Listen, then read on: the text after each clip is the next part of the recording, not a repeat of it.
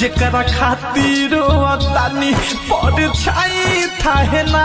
भगवान जी हो जब दिल तू बनावला तो दवाई मरमिया जी अब नहीं खे परवा हो आ जाई तू सोझाई है आखिरी बचा हो तो के भुलाता नहीं की सकत कहे कि प्यार करीला जब तक ते खुद चल के ना आईबे तब तक तोरा के हम पलट के भी देखनी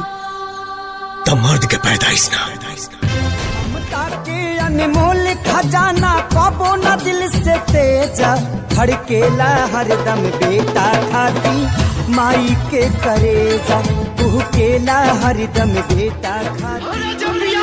शादी करे के रहे तब प्यार के नाटक हमारा शादी करे कैले सेनूर लेके दौड़े हमारे नाम के पीछे और मेहंदी तेरे जेबे के नाम का हया दो के बाद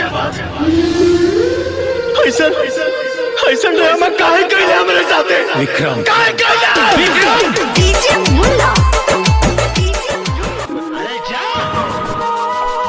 मुझे किसी की जरूरत नहीं है।